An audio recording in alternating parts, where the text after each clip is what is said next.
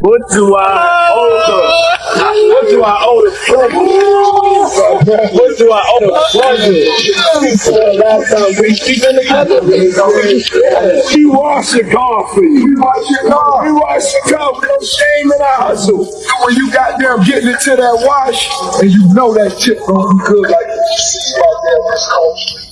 y'all better stop wearing this slippery soap, man. I ain't gonna lie. I've been holding a lot of shit in lately. Man, I just had like a 3.5 hour. The music world is on edge after 50 Cent unleashed a new wave of leaked recordings that caught Rick Ross completely off guard. This isn't the usual rap rivalry or online sparring. This is a calculated strike with serious consequences. We followed the trail of how these shocking audio clips made their way to the public. And once you hear what's actually in them, it's obvious why Ross is now racing to regain control of the narrative.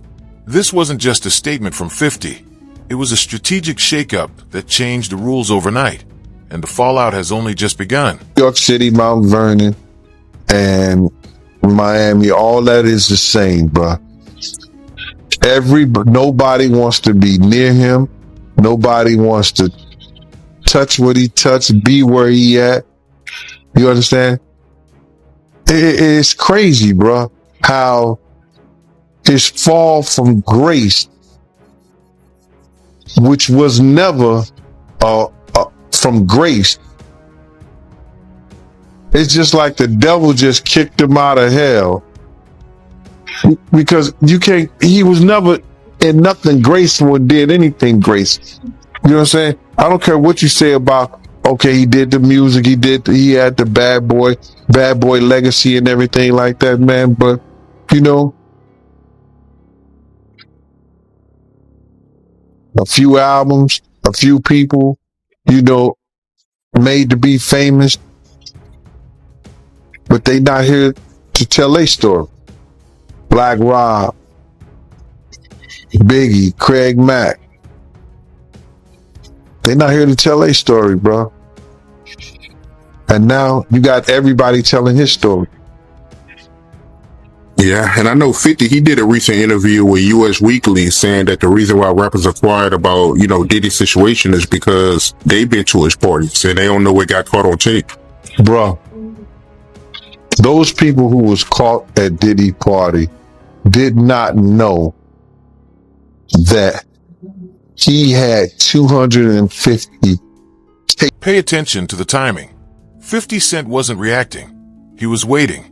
What looked like a simple jab back in 2009, when Ross leaned into the Officer Ricky narrative, was never forgotten.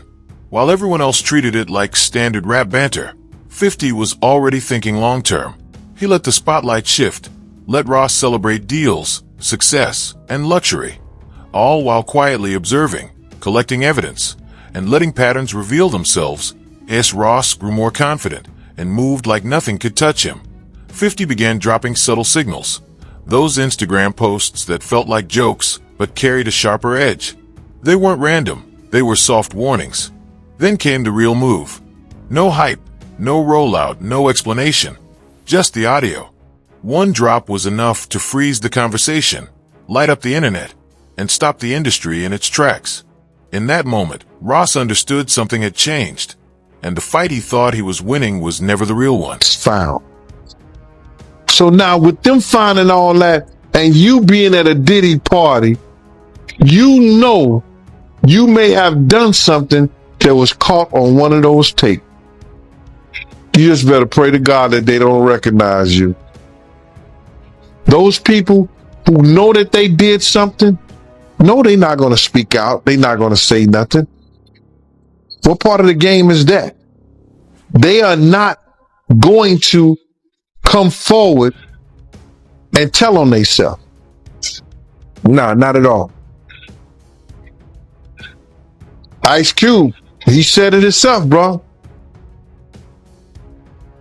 He said that Diddy's been targeted because of what he said about those folks and those people. Now, the people who was on those tapes may feel like Diddy might be targeting them. Because if he's asked about who is this, who is that, and he's under oath with the federal government, he got to tell them. He's not going to plead the fifth. Yeah, I know that got to be a terrible feeling, man. You know you did something wrong at Diddy party, and you hoping and praying that it's not caught on tape. But they don't think they did nothing wrong. That's their lifestyle. That's their lifestyle, bro. I ask guys all the time, if two men lay down. The second that audio surfaced, the temperature across the industry spiked. Boardrooms went dark, emergency calls were made, and PR teams went into full damage control mode. Anyone even loosely connected to Ross or Diddy suddenly went quiet. This wasn't trash talk, it was a precision hit. Ross was caught mid-move, focused on business, when his phone wouldn't stop buzzing. At first, he brushed it off, assuming 5-0 was just doing what he always does. Then he heard the recording. That's when the tone changed. The weight of it was impossible to ignore. Seems more reliable than others, Race, is what I'll say it, just to protect my sources. But this source informed me of who these A-list celebrities are on these tapes that are being allegedly auctioned off online and through the networks. And it's put me in a little bit of a bind because I like to be fully transparent with the audience. I want to say things, but I also realize from what I'm told, because again, I haven't seen them directly yet. I haven't, and I don't know if I want to. Race, I want your advice on that too. But the problem I have is just like, typically I want to report these things, but I got to be careful legally, ethically, morally as to what we report on here. Because as Ariel, the lawyer here, did admit, and I can attest based on the information I got from a separate, reliable source, people in these videos don't know they're being videotaped. That's a big issue, Race, right? Let's start out right there. If there are people on these tapes that don't know that they were being filmed, is that okay to talk about and to share? I have a big problem with that, as do you, Andy, and you tend to be an ethical guy and you're taking the high ground here. Notwithstanding the fact that you may have some significant information and reliable information, but the reality is that, look, I mean, if people were recorded non-consensually and you are the one to identify them, I think that's a problem, right? And I think anytime anyone has content, right, this is not an email, this is not a text message, this is video. And there's specific statutes without using specific language I don't want to get into, but everybody knows what we're talking about here. It's Diddy with this person, I'll say that. It's Diddy with this person. Actually, yes. Yeah, and see, the problem is, again, like, non-consensually recorded, you've got a victim here who may not want to be publicly identified. That's the problem. That's the problem. And they have a right to proceed if they want to, whether it's criminally or civilly, without being identified, because we know what's going to happen. As soon as they identify themselves, there's going to be a bunch of people that come out of the woodwork who are going to unequivocally harass them and claim that didn't happen and they're making stuff up. And there's the victims that we want to protect here, and that's significant. Well, it's interesting because here's why I wanted to have this conversation, because I know a lot of you are like, Andy, just say it. No, I'm not going to say them, but I wanted to have this conversation as to why we're not saying it and why I think others haven't yet said it, Raised, because again, legally, ethically, morally, it's just not right. Now there's an argument I've had with people who are like, well, they knew what they were doing with Diddy. Like these were consensual acts. Like they knew, and he filmed other times. So I don't know what the big deal is. It's going to come out. It's going to come out is what I keep hearing from other reliable sources. It may come out, but it's not going to come out via me. That's just to warn you all, because I don't think it's wise for us to put out something like you just confirmed it without the consent of the other person. For years, Ross has insisted he kept his distance from certain power players in the industry. But the newly surfaced recordings tell a very different story. 50 has released audio that appears to place Ross in private, behind-the-scenes discussions with Diddy, conversations that go far beyond surface-level connections. This isn't casual industry chatter. It's revealing that I am the clips, Ross speaks with confidence about quiet arrangements involving up-and-coming artists, suggesting a pattern that was deliberate, not accidental. According to insiders, material like this has the potential to seriously disrupt reputations as it continues circulating. In his house, if the government took 1,000 bottles of baby oil and somebody had things what appeared to be baby oil, and then you have to listen to the prosecutor. He said that they seized 1,000 bottles what allegedly to be baby oil. Allegedly to be baby oil. So that's telling people that it wasn't baby oil. And people think that that was baby oil, they out their mind. I don't believe it was baby oil. Yo, bro, when they went up in there, they knew what they was going to find. They knew what was ever in that baby oil or that those bottles that appeared to be baby oil. They knew about that at first. You got to realize 9 times out of 10, that individual that got caught at the airport, that was supposed to be their carrier, told them what they was doing and what they had. I wouldn't put it past that he told them everything.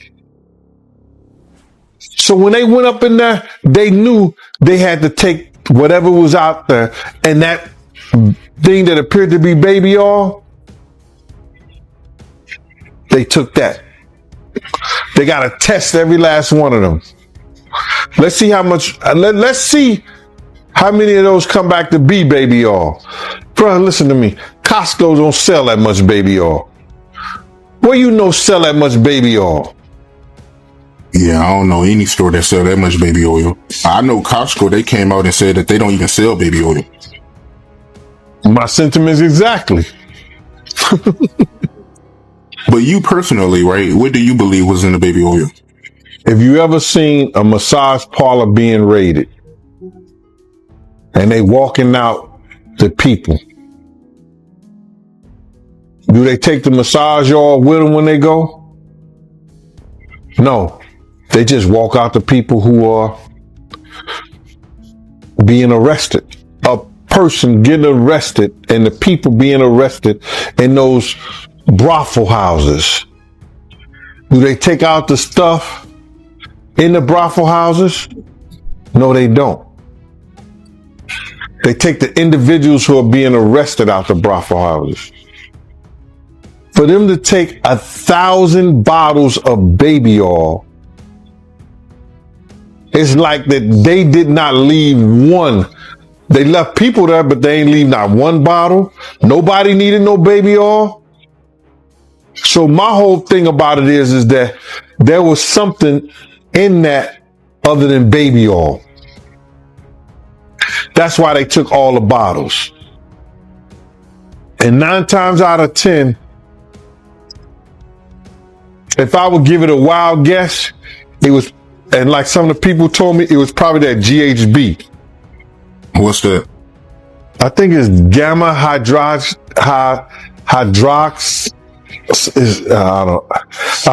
I looked it up, bro. Let me see if I can find it. I know this is just showing everything like that, but oh no. Let me. Yo, somebody tap dance or sing or do something, you know what I'm saying, while I'm doing this. Oh, here it go right here. It's gamma hydroxy butyric. What is it effect on the body? It's a euphoria, drowsiness, decreased anxiety, and memory impairment. It works on the nervous system and gives you this feeling of euphoria. So they take that and rub it on it, and you forget who you are, what you're doing. It can also give you memory loss, drowsiness. Tension is rippling through the industry as insiders describe the recordings as a front row seat to a public unraveling. Ross' inner circle reportedly scrambled into crisis mode, fearing that 50 may still have far more damaging material in reserve. With Ross in the middle of chasing major business moves and Diddy already under intense scrutiny, the timing couldn't be worse. These leaks go beyond viral moments. They put brands, partnerships, and years of carefully built credibility at risk. Each attempt to respond only seems to trigger another release, tightening the pressure. The moment Ross saw what 50 put out, it stopped being a manageable situation and turned into a full-blown emergency. As well, you know what I mean? There's so many things here that happen in releasing of this private consensual moment that while salaciously everybody wants to know, and people are messaging me all the time, Andy, who's waiting? And it's like, I'm not gonna say, because there seem to be way too many things that these people in the tapes, whether consensual, whether they, whatever, didn't agree to put out there. And I would think that's a legal issue too for anybody who puts these out first, no? Yeah, you nailed it. You can't without the consent of the victim. That's the problem. Somebody thinks that somebody has no idea, right? You said, well, didn't they know they're being recorded? No. I mean, in these situations, the assumption is they did not know. And that's what we believe right now is the victims did not know that they were being recorded. If the victim comes out and says, okay, yes, I knew I was recorded, and a statement is provided, that's a different story. But of course, you don't know that. So you, Andy, probably can't be the one to break that ice and be like, well, this is what I heard and this is what I know, and so I'm going to say it. And there's all kinds of hairy legal issues on that, right? With privacy and intrusion on seclusion is what we call it. It's a privacy violation. There could be defamation implications. There could be criminal implications. So you're doing the right thing by treading carefully. And I think more people should do this rather than get into speculation. Now, if you see the videos, even still, right? If somebody takes this, not to interrupt, but that's the question. Like, am I allowed to see these videos? Like, if I were to ask this source, show me the videos, do I put myself in worse legal jeopardy? That's another distinct legal issue, right? It's like you're watching something that someone didn't know they were being recorded of doing, right? And so it's dicey. It's dicey. Now, it would be different if you were an attorney and somebody's coming to you for purposes of defense or prosecution of a claim, a civil claim, or the filing, of some action to recover damages. That's a little different. But for purposes of, hey, look what I got, juicy gossip, and there are reporting outlets that I won't mention that will do stuff like this. I don't know that it's the smartest thing to do. I don't know that it's the careful thing to do. That's for sure. Or it's the ethical or moral thing to do. Yeah, it is exactly. I'm not a lawyer, but maybe this source will show you, and then you can verify what we know. But here's the other problem. Even if we verify what we know, like as I watch what Ariel, the lawyer, got these tapes, and even again, I don't want to get into the details, any remote details that could help explain or allude to even more of theories that are out there, or debunk or confirm. But I will say, hearing what I heard, which again isn't confirmation, but hearing what I heard, it makes me dislike what Ariel's doing even more, because I think there are going to be people out there, if this information does get out in some way, that are going to deny that these people are victims, that they're going to try to say, oh no, they're just consensually and they were hiding this affair and yada, yada, yada. And I don't see it that way personally. I mean, and granted, I haven't seen or know, like this isn't somebody involved from what I've gathered in these tapes of them, doing it to others in a way, criminally, like we've heard in some of these suits. This is just, it almost feels like, again, if it's real, like blackmail material that Diddy keeps to sort of hold over these people's heads. And to me, that's awful to the people in it, whether they agreed or knew or whatever. It still just feels like that's no one's freaking business, and maybe they were doing it for reasons we don't know. Just because we saw it on the tape doesn't mean they weren't feeling pressured in other ways, right? So it's when the late night alerts started pouring in, no one anticipated how quickly things would spiral. Ross rushed to Instagram with a heated response, lashing out in a way that instantly sent his PR team into panic mode. This wasn't the calm, calculated reply people expected. It felt raw, pressured, and unfocused. The situation snowballed as he shared emotional voice notes and attempted to redirect the narrative, even resurrecting old talking points to change the subject. But every reaction only deepened the concern around him. Advisors and business partners tried to regain control with measured messaging, only for Ross to undo it minutes later, prompting frantic calls for him to step away. before the damage became irreversible. With her and have this conversation if she's willing to do it publicly, because I still don't understand what her role is in all this, and I've heard at times broker, I've heard at times advocate for the victim, and I don't want to judge what she's doing or not doing. I'd love to just have a conversation about it, because I personally don't get it, right? This is a very sensitive thing. Again, if this gets turned over to the feds and the feds bring claims and this is outed, that's a totally different story. But the feds do what they're going to do, like what we talked about months ago on your show, right? When this first went down, we knew when hard drives were seized and things happened that, look, they're going to build a case. They're going to build a case that they think they can prosecute. It's not for us to speculate what's there or what's not, but to say, you have tangible evidence of something on camera that you've seen and that it's being sold in order to protect someone. To avoid being publicly named, which is what even the lawyers are now admitting. It all feels really dirty and shady, man. The only person that makes sense that could buy this is the victim, right? If the victim says, I don't want this to come out. Yes, it was consensual, but I don't want it to come out. I didn't know I was being recorded. Give it to that person. Right, I guess, but you're right, because then they can actually own it. Maybe there is a version of this, and that's what Ariel's trying to allude to. You'll own it, and no other network's going to be able to buy it or show it if you own it and haven't given permission.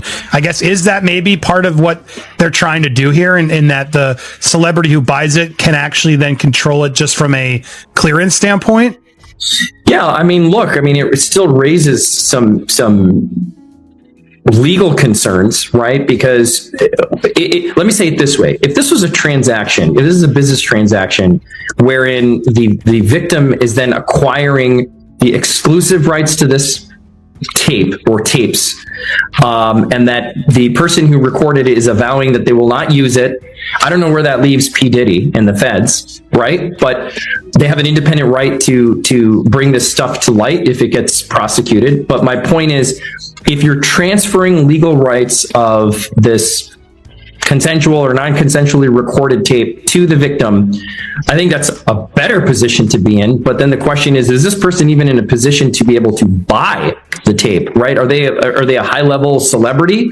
Who are they? We can assume that they're celebrities with millions. Chaos set in almost immediately. Ross Camp raced to file takedown requests, but it was already too late. 50 had pushed the recordings everywhere, making containment impossible. Desperate to trace the source, Ross was said to be offering serious money for answers, yet the leaks kept spreading unchecked. By morning, his primary Instagram account was restricted, forcing him onto secondary pages, where his reactions grew even more volatile. Lawyers moved in to stabilize the situation. Savoir-faire, security management, and everywhere. You know what I mean? So 50 did a song about that. You know what I'm saying? And he put that in the song. And some years ago, about a year or so ago, not even a year or so ago, he said that when he dropped my name, he said, yo, I got the savoir-faire. I got that from Big Gene. He been trying to tell y'all about this puff shit years ago. But 50 was the type of dude that if you knew he was with you, he was with you. Even back then, he had your back whether you was security or whatever you did. If he was with you, he was with you. And that's what you gotta love about him. You know what I mean? You ain't gotta question his loyalty, you know what I'm saying, on some fight shit or if you in a situation. Cause he going out. Well, I guess you were hanging around him or knew him, right before he got shot. Well, what happened was is that I had got some information. 50 came to my house. I tried to fit him on a vest, but I'm like, at the time I was like a 3X and 50 was like a large, you know what I'm saying? So he couldn't really fit the vest, but I gave him a cover to try to tell him, because he had some pads, some vest pads. So I just told him what the situation was that I knew. And told him he had to watch himself because those cats was gonna come at him. You know what I'm saying? And he was like, yeah. And he was supposed to be going to Cancun. And I told him, if you come to Cancun, I got you, because I used to be down there doing security at Daddy-O's. You understand? And I had people down there that I knew that was from Puerto Rico, and they was working down there, so they should make sure when I hit the island, anything and everything I needed, I could get it right there on the island. You understand? They work directly with the syndicate. So 50 was supposed to come down there to do a show, and he didn't make it because they had shot him up. I don't know if he was coming in the first place, but he was supposed to, because he was paid half the money to come down there to perform How to Rob an Industry Cat. And when was the next time you seen him after that? The next time I seen 50 after that was at Jack the Rapper. He had blew up.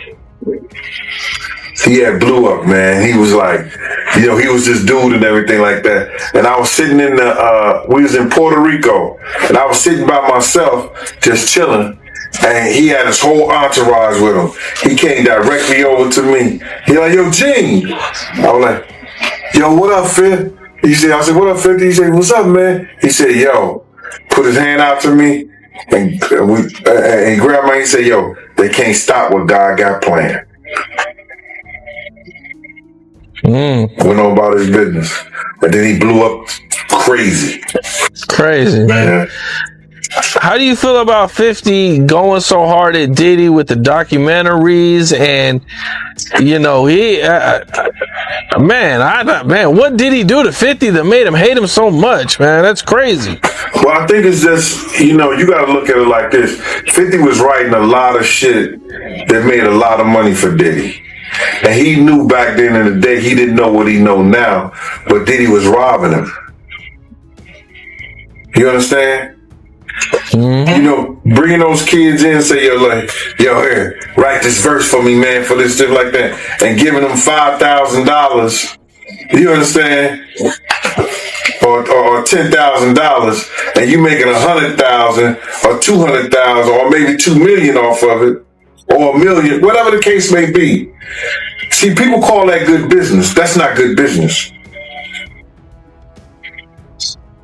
That's taking a person's talent, using it for your own self-indulgence, and not giving him what it's worth.